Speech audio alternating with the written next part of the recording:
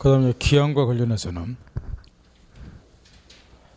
이런 게 지금 물론 틀릴 일은 없으라고 보지만 본 시험장 가면 의외로 틀린 사람 많으니까 나의 부가 사망하면 어쩌자 하겠다. 사망하면 요게 조건이냐 기한이냐. 물론 문구선은 조건처럼 보이지만 그렇게 구별한 게 아니고 장려 도래할 것이 불확실한 사실을 의존하면 조건이고 확실한 사실을 의존하면 기한인데 누구나 다 알아요.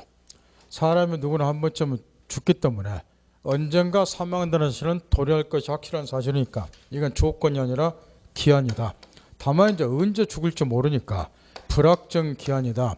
이건 모르는 사람 없을 거라고 말이야. 그런데 본 시험에 이게 사망하면 이게 조건이야 기한이냐 물어보면 본 시험장에 갔을 때 맞춘 사람보다 틀린 사람이 훨 많다는 거예요. 왜 그러느냐. 본 시험장은 시간이 촉박해요. 그러니까 본인도 다 알아.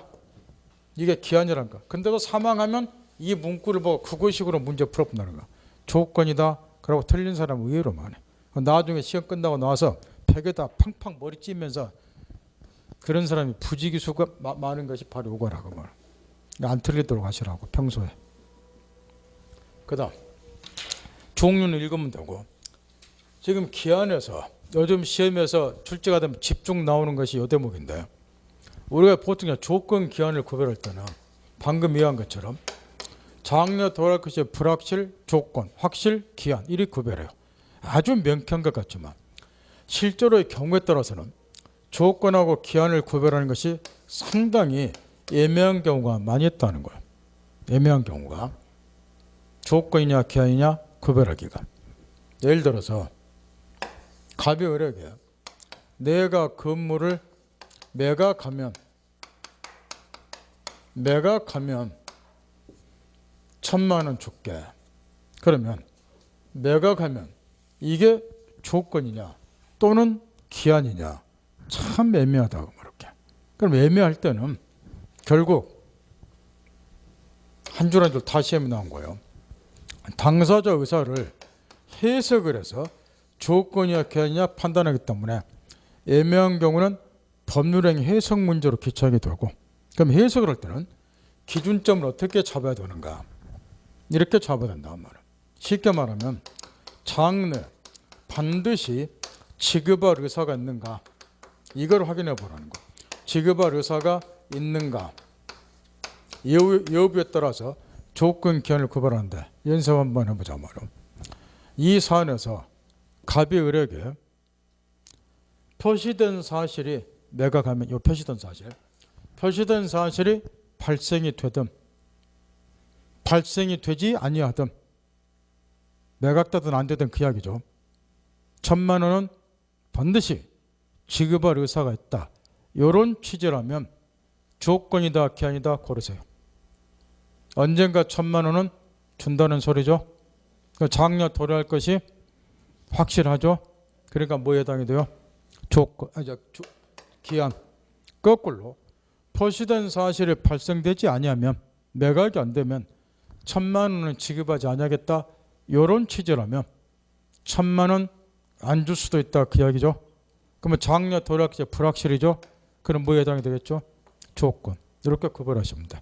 판례장도 마찬가지인데 아가 또 판례를 이해를 못하니까 엉망진창으로 써놔버렸는데 141배 제일 밑에 판례나 나와 있죠. 됐나요? 여기 요즘 시험에 쏟아놓은데 요걸 이해하려면 뭘 먼저 알아야 되나 뒤에 넘기세요. 거기 좀 정기조건이 불확정이 판단하기로 1번 판례를 먼저 알아야 돼요. 1번 판례를 방금 이해들어 준 거예요. 그런 거 풀 때 외워서 푸는 거 아니에요. 칠판에 사활에 떠올리면서 눈으로 읽으세요.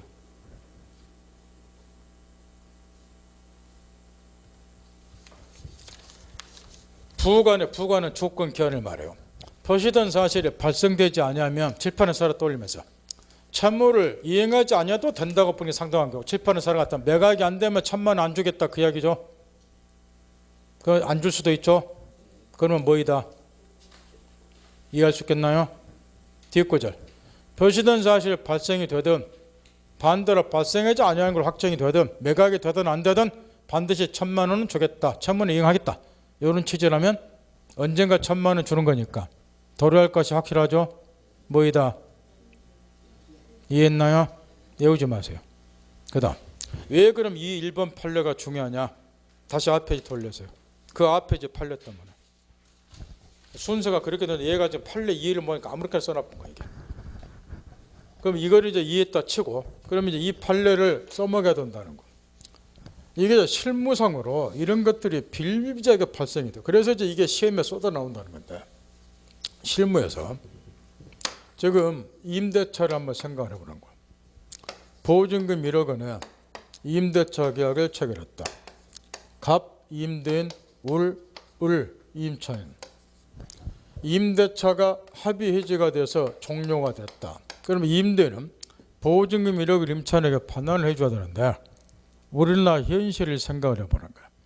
보증금 1억 주면 얘가 통장에 넣어놨다가 끝나자마자 바로 돌려주는 임대인 한 놈도 없죠. 이거 다 다른 데 써버려. 그죠? 바로 안 돌려주잖아. 거기서 이제 사단이 벌어지는 거야. 제일 나쁜 새끼는 이런 애들이야. 임대인 중에. 기간 끝났다 보증금 돌려주세요. 그러면 싸가지 없는 임대인. 나한테 이야기하지 말고 복덕방에다가 짐 내놔. 거기서 보증금 받아서 나가. 이런 애들이 있어.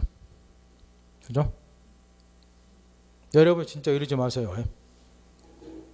진짜 이런 임대인 되지 마시라고. 이건 싸가지가 없어도 교도소 보내버릴 싸가지 없는 새끼니까. 어디 보자면 그런 임대인이냐고. 근데 왜 그렇게 하는지는 알죠? 나 옛날에 가르쳐 드렸잖아.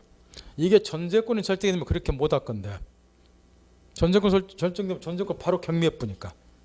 근데 임대차는 강제 경미해야 되기 때문에 절차가 좀 필요하죠. 소송 제기하고 그걸 알기 때문에 임대인이 그따구 짓거리 하는 거예요. 근데 이보다 좀 나은 애는 이렇게 해야 돼요. 이런 놈은 다시 싸가지 없는 새끼고 벼락 만지기 벼락. 이런 애들은 좀 낫다고 말이야. 내가 건물을 매각하면 매각대금 받아서 보증금 돌려줄게. 또는 건물을 제3자에게 임대하면 이자로부터 보증금 받아서 당신한테 돌려줄게. 이런 사람들이 있다고 말할게. 이 사람 좀 낫죠. 이렇게. 여기서 이제 우리가 묻고자 하는 이런 거예요. 여기서 지금 이 사람이 매각하면 매각대금 받아서 임대하면 보증금 받아서 당신 보증금 보내줄게. 이렇게 했는데 여기 매각하면 임대하면 이게 조건이냐 기한이냐 요걸 판단하는 거예요. 그래서 아까 1번 그 판례 가르쳐 드리는 거예요. 그 기준에 따라서 확인하세요. 요게 조건이요 기한이에요? 이 표시된 사실 발생이 안 되면 1억은 안 들어줘도 돼요? 그러면 조건이지. 근데 이거는 표시된 사실 발생이 되든 안 되든 1억은 보증금 반드시 반환해야 되잖아. 그러니까 뭐예요? 기한이다. 이걸 이해하기 위해서 그 1번 판례를 지금 작업을 한 거야. 따라서 이거는 조건이 아니라 뭐이다? 보증금 반환 참후 무엇을 정한 것이다? 이행 기한을 정한 것이죠. 이해했나요? 표시된 사실 발생되면 안 되든 1억은 반환해야 되니까 기한이잖아. 근데 여기서 이제 문제가 또 하나 터진다고. 만약에 표시된 사실 발생이 되면 매각이 되거나 임대가 되면 더 이상 분쟁이 안 생겨. 이 돈 가지고 보증금 돌려주면 되니까. 근데 이 건물이 불이 나서 홀라당 멸실이 되어버렸다고 말이야. 그럼 표시된 사실이 발생되지 않은 걸로 확정이 됐죠. 불났다고. 매각이나 임대 될 일 없잖아. 안 그래요? 그러면 임차인이 그 소문 들었어. 지난밤에 불났다는 거. 그럼 얘는 바로 임대인한테 와서 불났다며 건물 뭐 매각 임대 안 되겠구만. 지금 당장 보증금 반환해서 청구하고. 그러면 또 얘가 뭐라고 하죠? 이 새끼는 인간도 아니라고. 너는 양심에 털도 안 난 새끼라고. 이 새끼야 내가 건물 불나서 속이 뒤집었는데 이 대목에서 네가 보증금 달라들라고 하면 되냐? 또 분쟁이 생겨. 얘는 또 그렇게 이야기할 거라고. 그러면 이제 어디로 쫓아오냐? 중개사무소 쫓아와. 어찌해야 돼요? 그러고 중개업체 해결해 줘야 돼. 하세요. 답이 거기 나와 있어. 141페이지 제일 밑에 판례. 그래서 그 판례 시험에서 묻는 거예요. 칠판에서라 떠올리면서 141페이지 제일 밑에 판례 그 시험에 무지 나온다고 요즘에.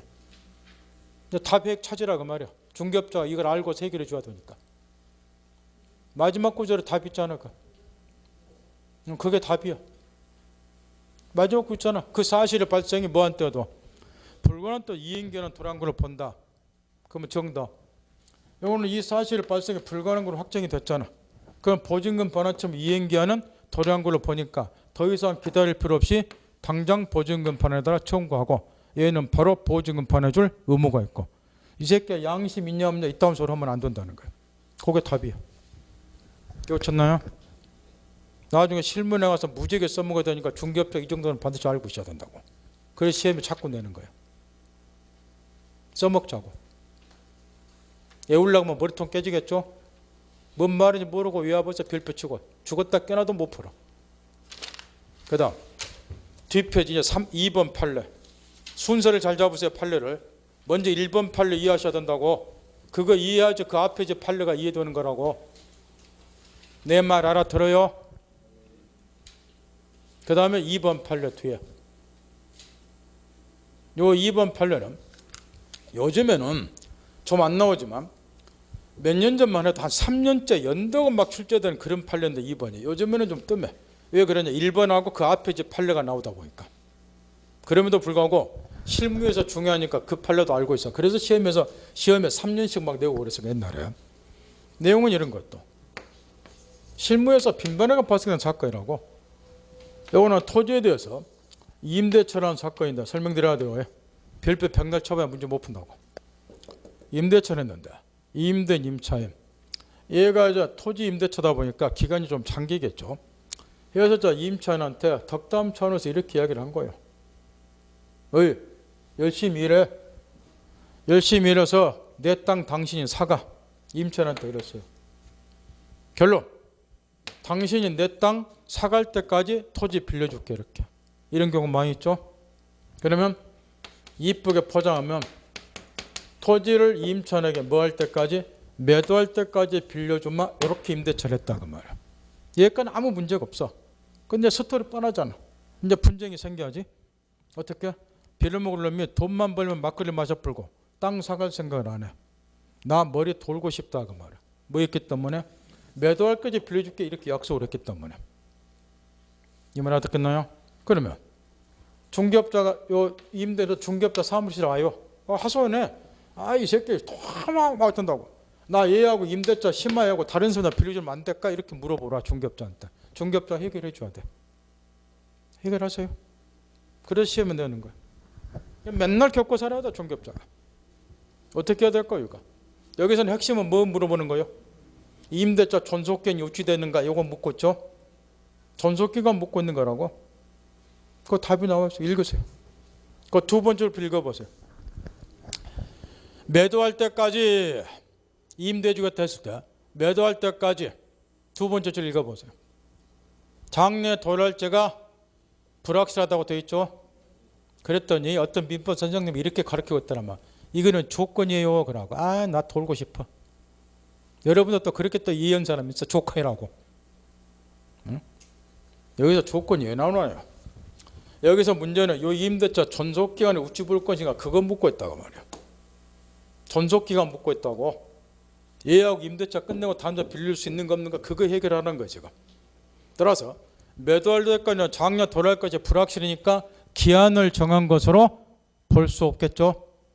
그러면 총체적인 결론 이 임대차는 존속기간이 우찌됩니까? 그거 묻고 있어. 글자 그대로 기한을 정한 것이 아니니까 요 임대차는 기간을 정하지 아니한 임대차로 봐야 된다 그 이야기야. 판례는 끝까지 나와 있죠. 그럼 이제 해결하세요. 그냥 매도할 때까지 도략적 불확실한 사실과 기한을 정한 것이 아니다. 그럼 임대차는 총체적인 결론 존속기간이 정해져 있다 없다? 없다. 존속기간을 정하지 아니한 임대차로 봐야 된다는 거야. 판례는 끝까지 나와 있잖아. 근데 중개업자는 해결해 주죠. 그래서 어쨌다고? 얘한테 답을 줘야지 임대인한테. 답 주세요. 그 다음 공부 참 무진히들 안 하셨네. 임대차 635조에 보면 존속기간을 정하지 않은 임대차는 당사자가 언제든지 뭐 하도록 되어 있어? 해지 통과하도록 되어 있죠. 이렇게 처리하면 돼. 따라서 임대인은 언제든지 해지 통과해버리면 돼. 그럼 이 통고자가 들어가면 바로 임대차가 종료된 게 아니고 일정한 유예기간이 지나야죠. 왜냐? 갑작스럽게 임대차가 종료되면 각 당사자 미리 대비를 못하기 때문에 목적 조문 반드시 외우셔야 된다고. 부동산인 경우는 임대인이 해제 통과하면 해지 기간이다 해서 6개월이 지나야 돼요. 6개월이 지나야지 임대차 종료된다고. 그럼 6개월 동안 임차인은 뭐 하라는 거예요? 다른 부동산 알아보라 그 이야기고. 임차인 쪽에서 해지 통과하면은 1개월이 지나야 돼요.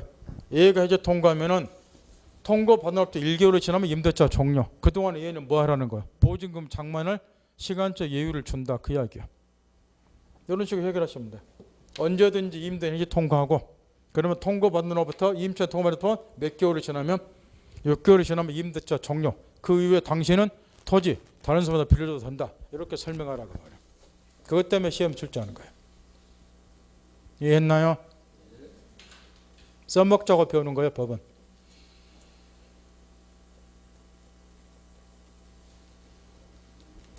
그 정도에서 알아들었을 거예요.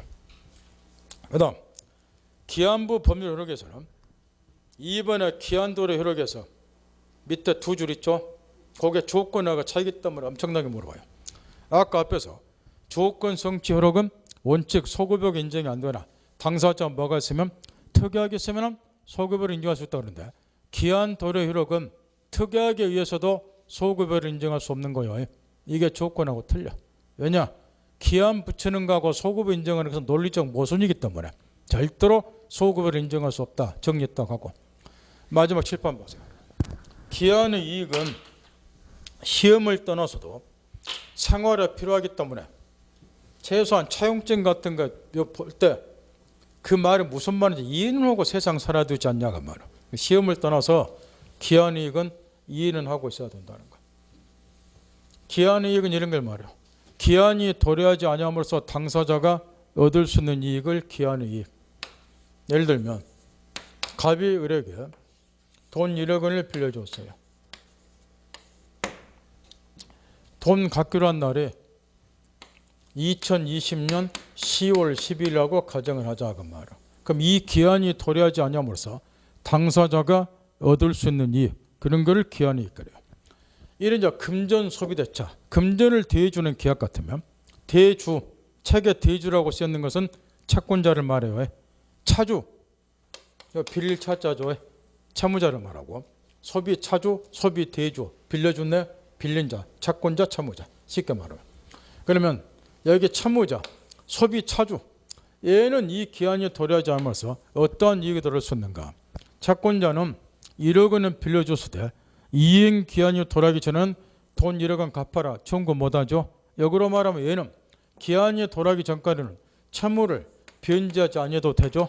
요게 기한이 도래하지 않음으로써 채무자가 얻는 이익을 말해. 이런 걸 기한이익이라고 그래. 만약 이게 이자부 소비대차다. 이자를 받기로 하고 돈을 빌려줬다 그 이야기요. 그러면 기한이 도래하지 않음으로써 채권자가 얻을 수 있는 이익은 매달 또박또박 이자 받을 수 있죠. 그 이자를 받을 수 있는 이익을 채권자가 갖는 기한의 이익이라고 한다 말이야. 그러면 이자부 소비대차 이런 경우는 채권자, 채무자, 양자 모두가 기한의 이익을 가져요. 얘는 이때까지 돈 안 갚아도 되니까 기한의 이익을 갖고 얘는 이때까지 또박또박 이자 받으니까 기한의 이익을 갖고 거꾸로 이게 무이자부 소비대차다. 이렇게 바꾸면 채무자는 기한이익을 가질까요? 여전히 이때까지 돈 안 갚아도 되니까 기한이익을 갖겠죠. 채권자는 무이자, 이자 한 푼 못 받죠. 따라 기한이 도래하지 않음으로써 얘가 얻을 수 있는 이익은 아무것도 없죠. 따라서 무이자부 뭐 그러면 채무자 일방에게만 기한이익이 있는 거예요. 이자부 그러면 양쪽 모두에 기한이익이 있고 이거는 판단할 수 있겠죠. 그 다음 이처럼 이제 기한이익이 채권자, 채무자, 양자 모두에게 있을 수도 있고 채무자 있을 수도 있고 그러는데 이 기한을 왜 붙이는가를 한번 생각해 보라는 거예요. 채무자로 하여금 변제할 수 있는 유예기한을 주기 위해서 기한을 붙이죠. 그러나 이 기한이 돌아올 때까지 채무자가 돈을 갚아야 되고 그게 채무자가 갖는 기한의 이익이고 따라서 거기 153조 1항 머릿속에 딱 정리하고 기한의 이익을 갖는 자 가로친 2번에 있어요. 153조 1항. 따라서 기한이익이 누구에게 있는지가 불분명할 때는 기한은 원래 참모자를 위해서 붙여놓는 것이기 때문에 기한은 누구 이익을 위한 것으로? 참모자 이익을 위한 것으로 언더라인 치세요. 그것도 한 줄 쭉 끄면 시험 떨어져. 저번 주에 가르쳐 드렸어. 어디에만 언더라인 치하다 이런 거는. 추정이란 단어 밑에만 치라 그랬죠. 이거는 본다가 아니라 추정이에요. 저번 주에 가르쳐 드렸잖아. 115조 하면서. 본다로 되어 있는 것을 뭐로 바꾸고? 추정으로. 요것처럼 추정으로 되어 있는 거를 본다로 바꿔치기 전에니까 조심하라고 저번 시간 대리할 때 가르쳐 드렸잖아. 그거 눈에 안 보인다고 시험 문제 풀 때. 이것도 실제로 우리 시험에서 기한은 참모자 이익을 위한 것으로 본다. 이렇게 딱 내놨어. 다 빵점 맞고 나왔어. 그래갖고 말장난해서 떨어졌다고 벽에다 머리 쿵쿵 찌니까 그래도 뇌세포 다 죽었는데 뇌세포 남은 것도 다 죽어버리고. 이건 말장난하는 거 아니라고 저번 주에 가르쳐 드렸죠. 입증의 곤란을 구제하기 위한 제도를 이해하고 나서 묻는 거라고 그랬네요. 그 정도에서 알아두실 거예요. 그 다음 다시 칠판. 기한이익의 포기예요. 기한이익의 포기는 이런 걸 말해요.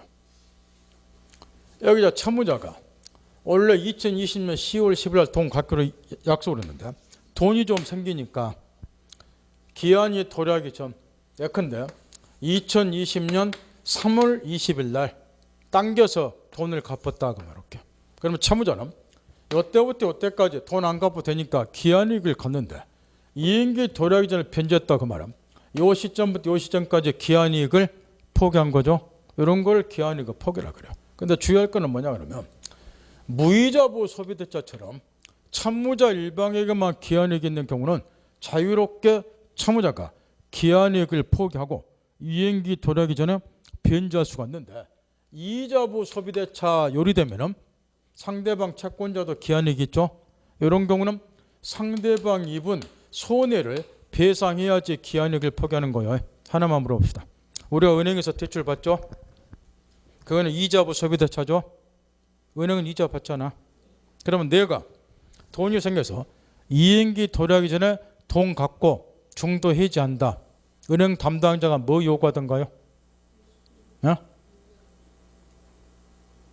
요 이행기가 요때인데 미리 요때 돈을 갚은다. 그럼 은행 담당자가 뭐라 하잖아요. 해지 수수료 내라 하잖아. 안 그래요? 그럼 나는 열받잖아. 왜? 당겨서 갚은데 개새끼가 뭘 더 내라 하니까. 근데 더 내셔야 돼. 왜 더 내셔야 돼요? 채권자도 기한이익 있잖아. 그럼 상대방 입은 손해를 배상해야지 기한이익을 포기하는 거라고.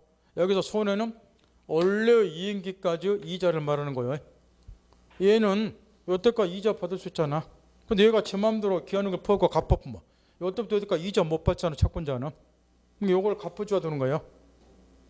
이 말 알아들어요? 그러니까 은행 거래할 때 담당자가 당겨서 돈 갚을 때 중도 해지할 때 수수료 더 내셔야 돼요. 그러면 아무 소리 말고 내세요. 중개적 공판 입장에서 인간적으로 꼬장 부리지 마시고. 알아듣나요?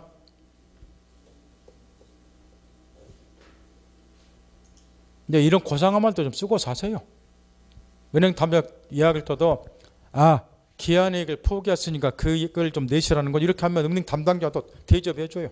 저 사람이 법을 좀 아는구나. 대화가 되는구나 그러고. 그다음 기한이익의 상실 다 집중하세요. 경우에 따라서 이런 경우도 있다는 거예요. 지금 참모자가 원래 이제 이때 돈 갖기로 했으니까 이때까지 기한이익을 참모자가 갖게 되는데 경우에 따라서는 참모자의 경제적 신용이 없어져 버리면 참모자가 더 이상 기한이익을 주장할 수 없는 경우도 있다 그 말이에요. 예를 들어서 이런 경우 이 사례를 이렇게 바꿔보자 말이에요. 지금 을이 갑으로부터 1억 원 빌리고 자기 건물 위에다가 채권자에게 저당권을 딱 설정을 해줬어. 이렇게. 그러면 더말 것 없어요. 이행기가 도래했음에도 불구하고 참모자가 변제 안 하면 저당권자는 저당 목적물 경매 신청해서 매각된 가지고 자기 채권 우선 변제 받죠. 이 말은 참모자의 경제적 신용은 저당 목적물에서 담보가 되어 있다. 이걸 의미하는 거예요. 요것 때문에 맘 놓고 돈 빌려주는 거예요. 이렇게. 그런데 저당권은 그런 목적물 점유를 누가 하느냐? 설정자가. 얘가 건물을 점유하고 있다가 자기의 귀책 사유로 저당 목적물을 멸실, 훼손, 담보가치를 감소시키는 행위를 했어요. 영파했나요? 그러면 이행기가 도래해서 채무자가 돈 안 갚았을 때 이번에는 저당권자가 저당 목적물 경매에서 우선 변제받기 어렵죠. 저당 목적물 멸실훼손 담보가치가 감소가 돼버렸기 때문에. 그러면 이런 행위를 채무자가 하게 되면 채무자 경제적 신용이 없어진 걸 의미를 한다. 그러면 이것 가지고 경매에서 우선 변제를 못 받기 때문에. 따라서 2020년 3월 10일쯤 저당 목적물 얘가 멸실훼손 담보가치를 감소시키는 행위를 하게 되면 이 날짜를 기준으로 해서 당신 신용이 없어졌으니까 당신은 더 이상 기한이익을 주장할 수 없다는 거. 이런 거를 기한이익의 상실이라고 이렇게. 그럼 어떤 일이 벌어지나요? 아직 이행기가 도래하기 전이지만 10월 10일이 아니고 3월 10일이니까 기한이익을 얘가 상실해버렸기 때문에 채권자, 저당권자는 더 이상 이때까지 기다릴 필요 없이 3월 10일자로 당신 즉시 돈 갚아라. 즉시 변제 청구를 하게 된다. 그 말은 채무자 경제적 신용이 없어지고 기한이익을 상실했기 때문에. 하나만 물어봅시다. 이거 보면서 무슨 생각 떠오르시나요? 즉시 변제 청구권 오케이. 여기서 많이 들어봤는데 이거 어디서 나오나? 이거 나와. 물권법 어디에서. 다시 보세요. 얘가 저당 목적물은 뭐였어요? 멸실훼손 시켰죠? 그 말은 뭘 의미해요? 채권자 뭘 침해했잖아. 저당권 침해했죠? 저당권 공부했잖아. 얼마 전에. 한 달도 안 됐어. 저당권의 침해에 대한 구제 수단을 보면 즉시 변제 조건 나오죠? 그게 기한이익 상실 관련이 있어. 348페이지 펴보세요. 집에 가서 그거 공부하라고. 저당권의 침해에 대한 구제 수단 나와 있잖아. 348페이지 보면. 거기 보면 나와 있죠. 채무자가 기한이익을 상실한 결과 저당권 침해하면 역으로 저당권자는 뭐 할 수 있다? 당장 돈 갚아라. 즉시 변제 청구권을 행사한다. 이렇게 시험에 나와. 기한이익의 상실 자체는 시험에 안 나오고 저당권의 침해나 구제수단 즉시 변제 청구권으로 시험에 나온다. 그 말이에요. 그러니까 즉시 변제 청구권 이해하려면 뭘 아셔야 돼? 기한이익의 상실을 아셔야 돼. 그때 가르쳐 드렸잖아. 그거 연습 공부하셔야 돼요. 그 다음 마지막 페이지 보면 판례가 하나 나와 있어요. 150페이지에. 이 판례는 이제 우리 시험에 딱 한 번 나왔는데 이걸 또 가르쳐 주려면 또 10분이 날라가 버려. 시험에 딱 한 번 나왔는데 지금은 시간 절감해서 가르쳐 줄 수 없고 10분 날릴 수는 없으니까 대신 나중에 문제 풀 때라든가 나올 때 그때 간단히 살펴보자고 말 이렇게. 오늘 생략을 하고 그 다음에 이제 기한이익의 상실이 뭔지 알아들었죠? 그럼 이제 하나만 물어봅시다. 차용증은 차용증 이건 아무렇게나 쓰면 돼요. 그래서 갑이 을에게 돈 1억 원 빌려줬다. 그럼 이거를 증명하는 증빙서로 쓰자는 거니까 차용증은. 다음 뭐 채권자, 채무자 주소 쓰고 주민등록번호 쓰고 형식적으로. 그 다음에 본문에다가 채권자 갑이 채무자 을에게 돈 1억 원을 빌렸다 쓰고. 그 다음에 이제 뭘 써야 되겠죠? 이자 같은 거. 이자는 뭐 몇 프로를 한다 딱 쓰고. 그런 다음에 이제 밑에다가 본문 다 쓰고 뭐 하나를 추가시켜 놓은 경우가 많이 있다고. 그게 뭐냐 그러면 채무자가 이자 등을 대체 지급 안 할 수가 있어요. 매달 지급해야 되는데 그럼 나는 채무자 신용을 믿을 수가 없잖아요. 그럴 때는 자, 돈 갚기로 한 날이 2020년 10월 10일이다. 근데 그 전에 이자를 내야 되는데 이자 안 낼 수도 있다는 거예요. 채무자가. 그러면 나는 얘 못 믿잖아요. 그럼 이때까지 못 기다리겠다는 거예요. 해서 이제 밑에다가 특약으로 뭐 한 줄 써놓은 게 있어. 한번 써보세요. 머릿속으로. 차용증 쓸 때. 1억 원 빌렸다 쓰고 이자는 연 몇 프로를 한다 딱 쓰고 그 다음에 뒤에다 한 가지 추가시켰다 말. 제때 이자 따박따박 내라고.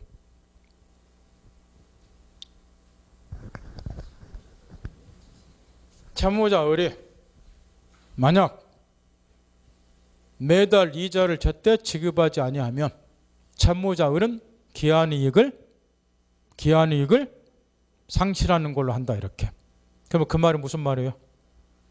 이자를 제때 지급하지 않으면 채무자는 기한이익을 상실한다 이렇게 딱 써놓으면 그 말이 무슨 말이냐 그 말이에요.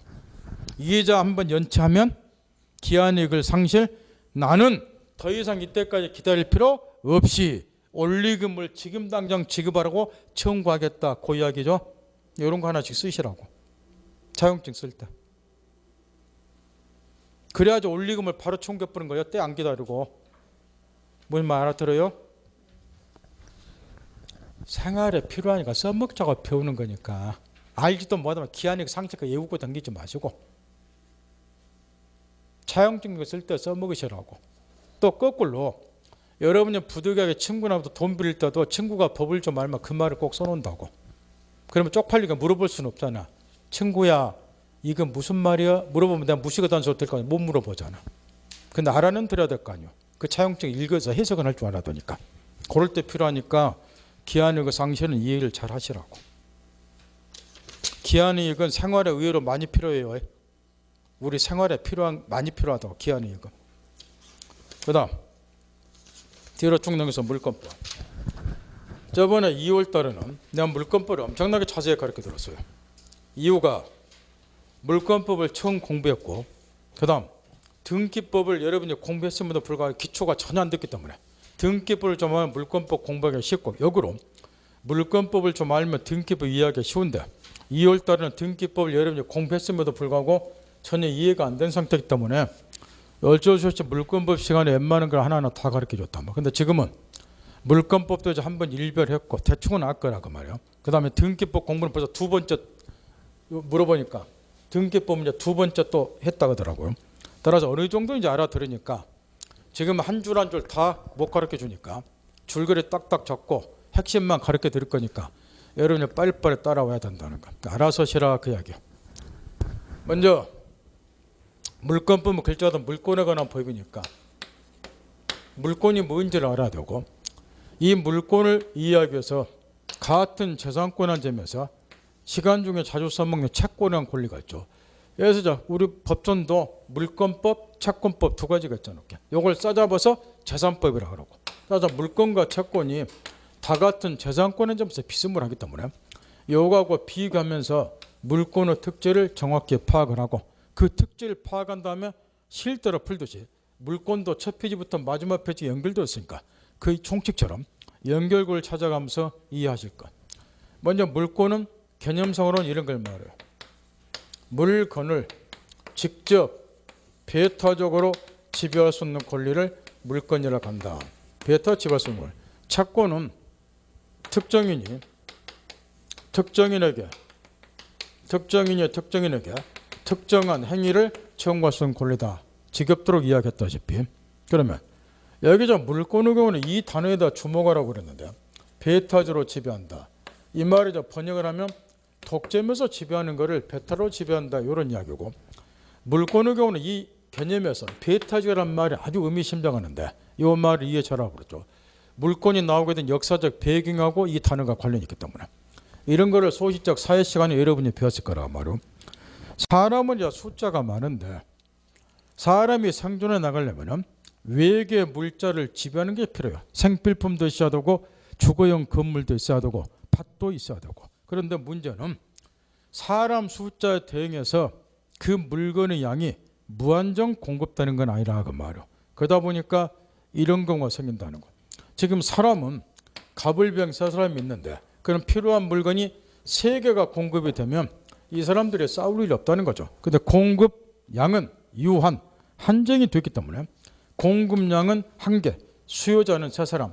이런 경우가 비일비재하다. 특히 부동산의 경우는 더 그러겠죠. 그러면 부중성 때문에.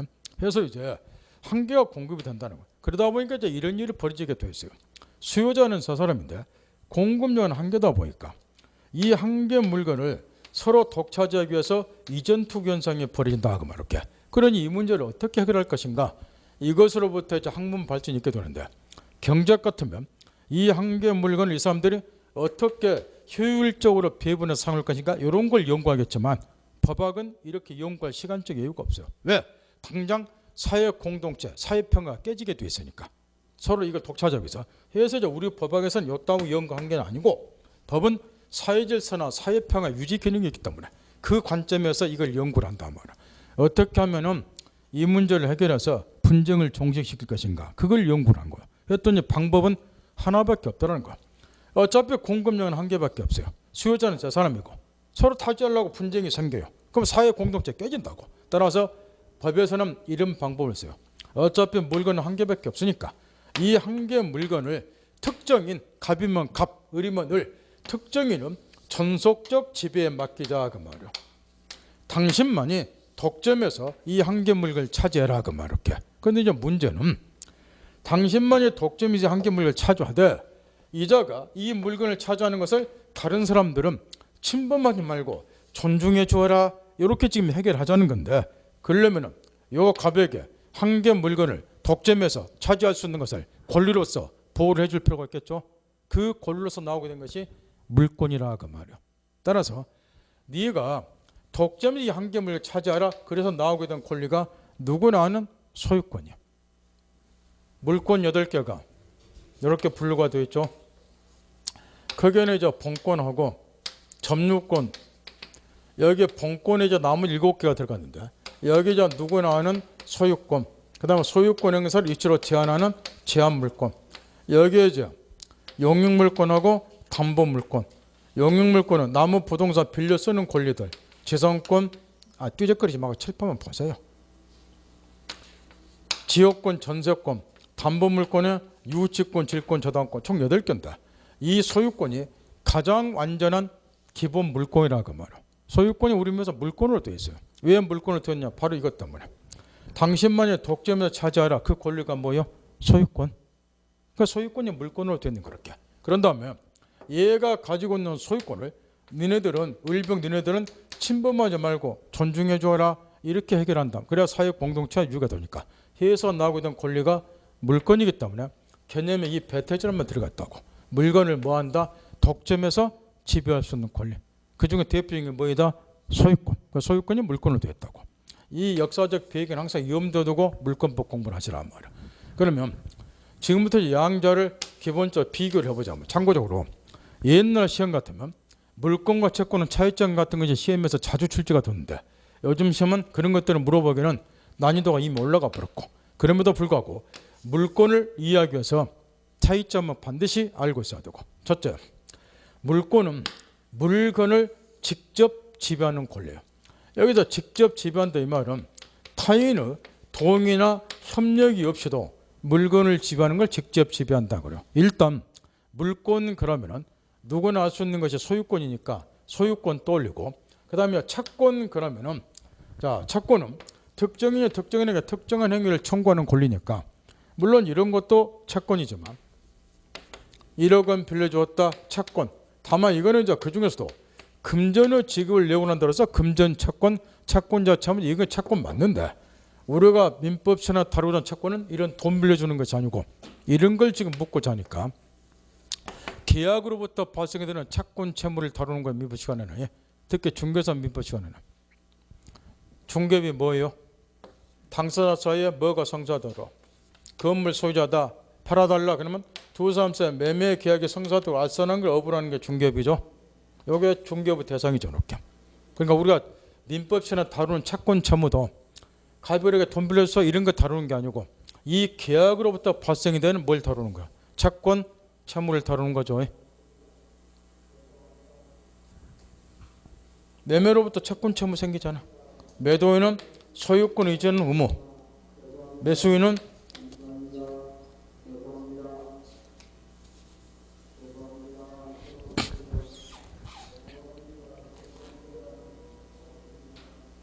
죄송하다 하면 출마하지 말지. 떨어졌다고 죄송하다고 뭐 저러고 다녀. 그 죄송할 일이 아니잖아요. 본인이 뭐 뜻을 품고 출마했는데 떨어졌다고 왜 죄송하다고 다니냐고. 그럼 나오지 말아야지. 나쁜 일 한 것도 아닌데. 소유권이면 대금지급 의무 부담하고 거꾸로 매도인은 대금지급 채권 권리 갖고 매수는 소유권의 채권 갖고 그러면 여기에서 매도인이 갖는 대금지급 청구권 이게 채권이잖아요. 특정인 갑이 특정인에게 대금지는 특정한 행위를 청구했으니까 채권. 매수인이 갖는 소유권 이전 청구권 이것도 채권이잖아. 특정인 의뢰 특정인 가격에 소유권 이전 특정한 행위를 청구하니까 이런 계약으로부터 봤을 때 채권 채무를 다룬다고 우리가. 이거는 다 전제하고 공부하죠. 가르쳐 드렸잖아. 기초문과정부터. 따라서 지금도 채권 그러면 돈 빌리는 거 떠올리지 말고 요거 떠올리셔야 된단 말이야. 이제 임대차로 바꿔보자 말이야. 임대차로 이 건물에 대해서 두 사람이 임대차 계약을 했다. 이 계약의 성사를 알선하는 게 중개업이라고. 이 계약으로부터 봤을 때 채권 채무를 우리가 중개사 미처를 다루는 거야. 이게 돈 빌려준 게 아니고. 임대인은 임대차 계약이 성립됐으니까 목적물을 사용수익해줄 의무 부담하고 거꾸로 얘는 목적물을 사용수익해달라고 채용과 쓰는 권리 갖고 임대차는 유사한 계약이니까 차임직 의무 부담하고 차임지급 청구권 갖는데 요때 임차인이 갖는 목적물을 사용수익해달라고 채용과 쓰는 권리 이것도 전형적인 채권이고 왜냐? 특정인 의뢰, 특정인 가격에 사용수익이라는 특정한 행위를 청구했으니까 이런 것도 채권인데 학자들은 임차인이 갖는 목적물을 사용수익에다 채용할 수 있는 권리 이거를 줄여서 뭐라고 부르느냐 민법책에 직업도록 나오는 임차권이라고 부르고 따라 현행 민법상 임차권은 전형적인 뭐에 해당이 된다 채권이다. 요 말부터 시험에 나올 만큼 임차권 채권 한 말은 엄청 중요하고 따라서 요 의무가 다른 말로 말하면 그 채무를 말하겠죠. 이렇게 그죠? 따라서 지금부터 채권 그러면 요 임차권을 떠올리시라고 돈 빌려준 거 떠올리면 이해 못하니까 그러면 먼저 이제 물권은 이제 물건을 직접 지배하는 권리인데 이 직접 지배한다 그 말은 타인의 동의나 협력이 없이도 물건을 지배하는 직접 지배한다 그래요. 이 갑이 휴대폰 소유자, 소유권은 물건. 그럼 소유자로서 휴대폰을 지배하기 위해서 옆에 짝꿍 동의 얻을 필요가 있는가? 그럴 필요 없잖아요. 내 거니까 내 마음대로 지배할 수 있잖아요. 다른 사람 동의 협력이 없이 이런 거를 물권 그래요. 그러나 채권은 안 그래요. 여기 채권은 이제 물건과 반대로 물건을 직접 지배하는 게 아니라 간접적으로 지배하는 권리인데 간접적으로 지배한다 그 말 이 말하고 반대로 물건을 지배하려면 타인의 동의나 협력을 필요로 한다면 여기 보세요. 이 경우에 임차인이 임차권은 채권을 가지고 있는데 임차인이 이 건물을 지배해서 사용하려면 누구 협조가 필요하죠. 여기 임대인이 사용수익해줄 채무 의무가 고 채무니까 채무를 부담하고 있으니까 이 채무를 이행을 해서 목적물 인도를 해줘야지 비로소 임차인이 목적물을 지배해서 사용을 하게 돼요. 이처럼 임차권 같은 채권은 상대방 채무자의 협력이 있어야지 임대차 같은 물건 인도해줘야지 협력이 있어야지 물건을 지배한다고 해서 직접 말고 간접적으로 지배한다 이 이야기로. 그 다음 아까 이야기한 것처럼 물권은 역사적 배경과 관련해서 이런 배경하에서 물권이란 권리가 나오게 되기 때문에 물건을 독점해서 지배하는 권리에 해당이 되고 그러다 보니까 논리학적으로 물권의 경우는 요게 특징이라고 말이에요. 한 개의 물건에 대해서는 자 휴대폰이 한 개가 있다. 한 개가. 그 여기에 만약에 소유권이 여러 개가 성립이 되면 갑도 휴대폰 소유자, 을도 병도 소유자라면 어느 누구도 이 한 개의 물건을 독점해서 지배를 못하죠. 이걸 독점해서 지배를 하려면 물건이 한 개가 있으면 물권, 소유권도 논리적으로 한 개만 성립이 돼야죠. 그래야 얘만이 독점을 지배한다 이런 논리가 성립이 될 거니까. 해서 이제 물권은 역사적 배경을 물어볼 때 이 배타적으로 지배한다 이 말이 가장 중요하고 그러니 결과 한 개의 물건에 대해서는 한 개의 물건만이 성립이 된다. 이런 거를 물권법 교재 직업도록 나오는 일물 일권주의 원칙 이렇게 얘기를 한다는 거. 그 대신 이제 채권이라는 권리는 비배타적인 권리예요.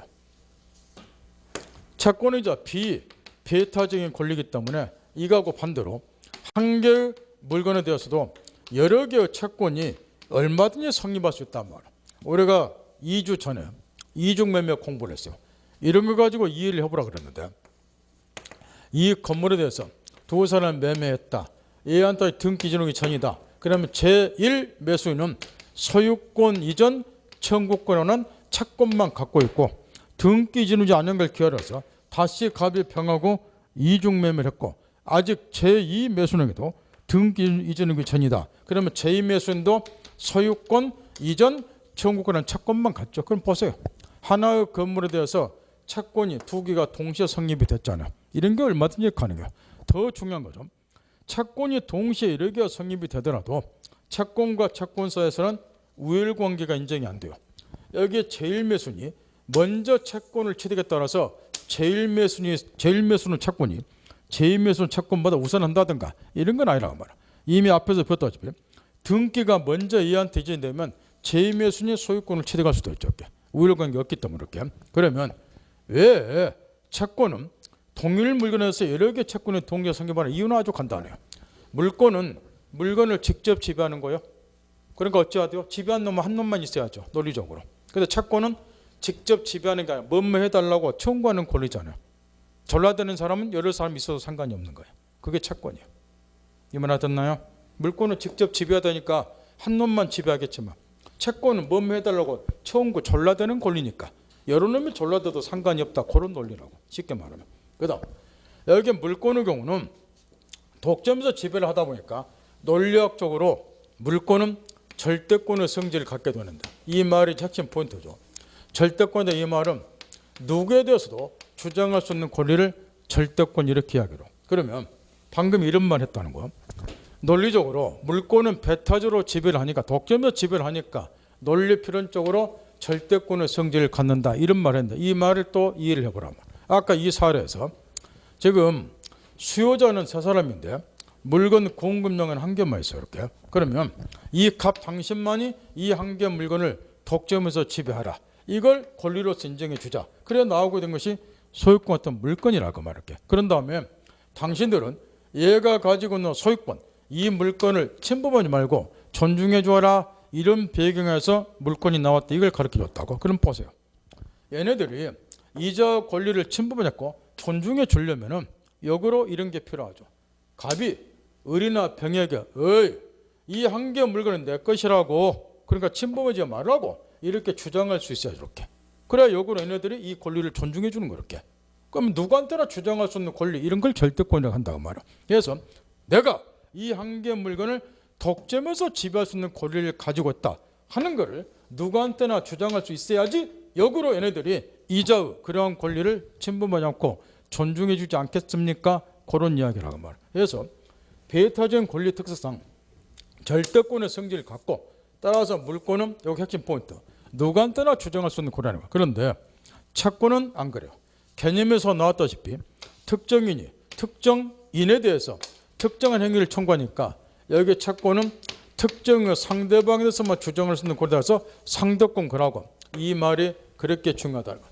이거는 이제 우리가 앞으로 물권법 시간에 지겹도록 이제 따지고 살아야 될 이런 문제들인데 이런 걸 따질 때 절대권, 상대권이 결정적인 역할을 한다는 거. 이 건물에 대해서 두 사람이 임대차 계약을 체결했다. 현재 임대차 존속 중이다. 그러면 존속 중에 첫째, 임대인의 갑이 A한테 건물 내 거니까 반환하라 청구를 하면은 을이 무슨 소리냐? 아직 존속 중이니까 임차권이 나야겠다. 목적물 사용 수익권이 나야겠다. 임차권을 가지고 A한테도 대항할 수 있는가? 여기 임차권의 채권은 상대권이기 때문에 계약을 체결한 특정의 상대방에서는 얼마든지 주장할 수 있어요. 따라서 임대인한테는 임차권을 주장해서 사용권이 나야겠다. 반환 뭐하겠다. 반환 거절할 수 있다는. 그런데 이 사안에서 빌려준 상태에서 갑이 건물을 병에게 매각을 했다는 거. 그래서 등기 전 얘가 소유권을 취득해서 이렇게. 그러면 동일 목적물 위에 병은 소유권이나 물권을, 을은 임차권은 채권을 두 사람이 이제 분쟁이 생기게 돼 있다고 말해요. 왜 그러느냐? 얘는 다시 이야기요. 존속 중에 지금 판 거요. 빌려준 상태에서. 그럼 얘가 이제 얘한테 내가 소유자니까 건물 반환하라. 그럼 얘는 존속 중이니까 건물 사용 수익권 나겠다. 임차권 중에서 반환 모으겠다. 계획일 것이고 결론이 어떻게 되느냐? 여기 소유권은 물권이기 때문에 현행 민법상 절대권이에요. 따라서 얘는 내가 건물 소유자다 하는 것을 이 지구상에 누구한테나 주장할 수 있는 거렇게. 그러나 얘가 가지고 있는 임차권은 물권이 아니라 채권에 불과하기 때문에 누구한테만 주장할 수 있냐? 계약을 체결한 상대방 갑에 대해서만. 제3자 병에 대해서까지 임차권을 주장을 못한다 말. 다 총체적인 결론. 동일 목적물에 병은 소유권, 물권 가지고 있고 을은 임차권, 채권을 가지고 있기 때문에 당연히 이 물권이 채권이 우선한 거야. 절대권이고 이건 상대권입니다. 따라서 얘가 소유권 조사 반환 청구하면 얘는 임차권 중에서 반환 거절 못하는 거예요. 따라 존속 중이지만 얘는 건물 새로운 소재가 명도하고 거래에 나앉게 된다 말이야. 보호가 안 되는 거예요. 그럼 보호가 안 되는 이유가 뭐냐? 이유는 딱 한 가지요. 임차권이 현행법상 물권이 아니라 채권으로 돼 있기 때문에 얘한테까지 임차권 주장 뭐하니까 이런 일이 벌어진다고 말이야. 절대권, 요거는 상대권이기 때문에. 이해했나요? 이 대목에서 지금은 설마님 이 말 딱 가르쳐준 거 고개 짜웃도 안 하겠지만 고개를 짜웃짜웃 한 사람이 있어요. 그게 뭐냐 그러면은 우리가 실무에서 이런 일을 빌비제 겪고 살아. 이 애가 건물 임대해 줬는데 갑자기 사업장이 필요하다. 빌려준 상태에서 팔자. 이런 경우 빌비자죠. 이때 원래 원칙적으로 하면은 얘가 임차권 주장해서 반환 것을 뭐 하기 때문에 반환해주고 거래 이렇게 나앉는다 말이야. 이거 채권이기 때문에. 근데 이렇게 되다 보면 무슨 문제가 하나 생겨요. 여기 임차는 도중에 쫓겨났잖아요. 그죠? 얘한테는 반환해줘야 돼 이렇게. 그럼 이 사람은 임대인한테 뭔가 조치를 취해야죠. 무슨 조치하면 되나? 이제 이 정도는 해결할 수 있겠죠. 이게. 물론 시험에다 나와. 얘는 목적물을 사용 수익을 채무 부담하잖아요. 언제까지? 기간 만료시까지. 근데 팔았고 도중에 반환하니까 사용 수익을 채무를 이용 못했잖아요. 따라서 채무 불량 책임을 져야 되잖아요. 따라서 이 사람은 채무 불량을 이유로는 손해배상 청구를 대신 임대인에게 해버려. 그럼 손해배상 책임져야 돼요. 기간 끝날 때까지 사용하도록 못 해줬으니까. 이게 무서우니까 실무상으로는 이런 경우에 계약할 때 어떻게 하더라는 거예요. 얘가 안 쫓겨나도록 특약을 다 맺죠. 요 임차권 얘가 뭐 하는 것으로? 승계받는 것으로. 그잖아요. 그럼 안 쫓겨나잖아. 실무에서 그렇게, 시험 문제 그렇게 풀면 안 돼. 시험 문제 풀 때는 임차권을 얘한테 대항 못하니까 얘는 얘한테 명도와 거래에 나왔는다. 이렇게 문제 푸셔야 된다고. 그 다음에 이제 대신 얘는 얘한테 채무불량으로는 손해배상 책임을 묻는다. 이렇게. 근데 실무에서 그게 무서우니까 임차권 얘가 승계받고 매수하게 되고. 그죠? 시험 문제 그렇게 풀면 안 돼요. 실무에서 이걸 겪고서 하면서 거기 짜웃짜웃 하면서 또 빵점 받지 마시고.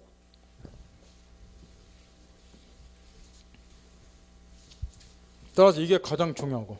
그 다음 이어서 물권이자 절대권이니까 누구에서나 주장할 수 있는 권리다. 이렇게 이제 결론이 여기까지 났어요. 그런데 여기서 이제 또 한 가지 문제가 있다는 거예요. 또 한 가지 문제가. 다시 왼쪽 사례로 가자 말이야. 지금 이렇게 이야기했단 말이야. 자, 수요자 세 사람이다. 물건 한 개다. 분쟁의 소지가 있다. 그걸 해결하자. 당신만의 독점에서 지배하라. 그래, 이거를 물권으로 인정해 주자. 그래, 나오게 된 게 소유권 같은 물권이다. 그러니 얘가 내가 소유자다. 이거를 누구한테나 주장할 수 있어야 된다. 그래야 이 녀석들이 이자의 권리, 물권을 침범했고 존중해 준다. 이렇게 지금 결론을 이야기했다고. 근데 여기서 또 문제가 생겨요. 무슨 문제가 생기냐? 보세요. 얘가 얘한테 요 물건은 내 거라고 이렇게 주장했다 쳐보자. 뭐. 그러니까 존중하고 침범하지 말라고. 그때 얘네들이 이렇게 쳐다보면 뭐라고 한마디예요. 무슨 말일 것 같아요? 아이 보세요. 얘는 있잖아. 내 거라고 침범하지 말고 존중하시라고. 그럼 얘들은 뭐라고 할 거 아니요. 그다음 네 거란 거 내가 어떻게 믿어? 그 말 할 거 아니요. 유시간 표현을 빌리면 소유권 같은 권리는 관념상으로만 존재하지 눈에 보이는 것이 아니라 그 말이에요. 교회 가면 뭐라고 가르쳐요? 눈에 보이는 것만 믿지 마라 그러죠. 예수님 믿으라면 눈에 안 보인다고 안 믿잖아. 하느님 안 믿잖아. 나 교회 안 다녀요. 그러니까 눈에 안 보이는 것도 믿으라 하죠. 그런데 현실 생활에서 안 믿는 거예요. 소유권을 가지고 왔다 백날 악서 보세요. 이 사람도 그래요. 당신이 소유정을 내가 묻지 알아요. 그러고. 소유권한 권리는 관념상으로만 존재하기 때문에. 그래서 어찌해야 돼요? 못 믿는 사람은 눈에 보이도록 가르쳐줘야지. 그래서 이제 뭐가 필요해? 그렇죠. 그게 나오는 거야. 얘가 이 건물에 대한 소유자라는 것을 이네들이 알 수 있다면 뭐 해줘야 된다? 공시를 해줄 필요가 있다. 그 말이야. 그게 필요할 거 아니에요. 그래서 나오게 된 게 뭐이다? 부동산 같으면 등기. 이제 이 건물 등기부에 얘가 소유자 딱 등기돼 있어. 그런 다음에 얘한테 내 거요. 침범하지 마라. 그럼 얘가 그럴 거 아니에요. 네가 소유자라는 걸 어떻게 알아? 그러면 등기부 딱 게시하면 되잖아. 그러면 고개 끄덕끄덕 이렇게 되는 거야. 이해했나요? 따라서 물권은 절대권이기 때문에 누구한테나 주장을 해야 되는데 상대방들이 권리 존재를 안 믿기 때문에 믿을 수 있도록 뭐가 필요하다? 공시하는 것이. 따라서 물권의 경우는 누가 어떤 물건에 대해서 어떤 종류 물권을 가지고 있는 것을 제3자 알 수 있도록 뭐 하는 것이 필요하다? 공시. 부동산 같은 건 등기. 그 등기 절차권에서 규정해 놓은 법이 등기법. 따라서 등기법 민법에다 무슨 과목이다? 시다발이. 이렇게 되는 거예요. 등기법 시다발이야 민법이다. 그래서 여기까지 이해했나요? 여기까지 157페이지 158페이지 159페이지 거기까지 쭉쭉 읽어서 숨 쉬지 말고 여기 요 줄거리를 딱 염두에 두고 읽으라고 말이야. 뭐 시험하고는 별 상관이 없으니까 쭉쭉. 마지막 시간이니까 5분만 쉬었다 오세요. 5분만.